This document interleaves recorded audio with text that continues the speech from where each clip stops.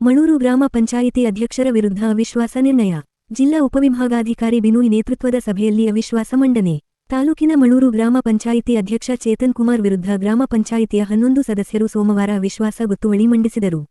ಗ್ರಾಮ ಪಂಚಾಯಿತಿ ಅಧ್ಯಕ್ಷ ಚೇತನ್ ಕುಮಾರ್ ಅವರು ಅಭಿವೃದ್ಧಿ ಸಹಕರಿಸುತ್ತಿಲ್ಲ, ಭ್ರಷ್ಟಾಚಾರ ಹಾಗೂ ಸದಸ್ಯರನ್ನು ವಿಶ್ವಾಸಕ್ಕೆ ಪಡೆಯುತ್ತಿಲ್ಲ ಎಂದು ಆರೋಪಿಸಿ ಗ್ರಾಮ ಪಂಚಾಯಿತಿ 11 ಸದಸ್ಯರು ಅವಿಶ್ವಾಸ ಗೊತ್ತುವಳಿ ಮಂಡಿಸಿದರು.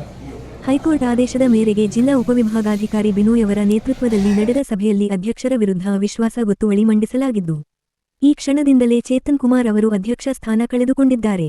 15 ದಿನದಲ್ಲಿ ಅಧ್ಯಕ್ಷರ ಆಯ್ಕೆಗೆ ಕ್ರಮ ಕೈಗೊಳ್ಳಲಾಗುವುದು ಎಂದು ಜಿಲ್ಲಾ ಉಪವಿಭಾಗಾಧಿಕಾರಿ ಬಿನೋಯ್ ತಿಳಿಸಿದರು. ಇವತ್ತು ಅಧ್ಯಕ್ಷರ ವಿರುದ್ಧ ಅವಿಶ್ವಾಸ ನಿರ್ಣಯ ಗೊತ್ತುವಳಿ ಮಾಡಲಿಕ್ಕೆ ನಾವು ನೋಟಿಸನ್ನು ಕೊಟ್ಟಿದ್ವಿ. ನೋಟಿಸನ್ನು ಕೊಟ್ಟಿರೋ ಸಂದರ್ಭದಲ್ಲಿ 16 ಜನ ಮೆಂಬರ್ಸ್ ಇರ್ತಾರೆ.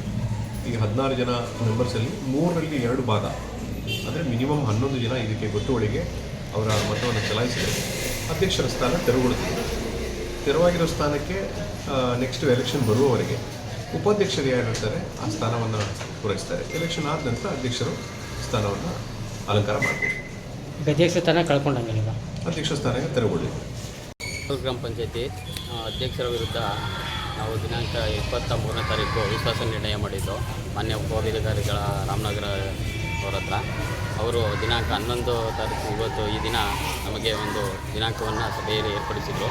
ಅದರ ಪ್ರಕಾರ ನಮ್ಮ ಎಲ್ಲ ಸದಸ್ಯರುಗಳಲ್ಲಿ 3ನೇ 2ನೇ ಭಾಗ 11 ಜನ ಸದಸ್ಯರು ಈಗಿರುವ ಚೇತನ್ ಕುಮಾರ್ ಅವರ ವಿರುದ್ಧ ವಿಶ್ವಾಸ ನಿರ್ಣಯದಲ್ಲಿ ಎಲ್ಲ ಒಮ್ಮತದಿಂದ ಅಂಗೀಕಾರ ಮಾಡಲಾಯಿತು.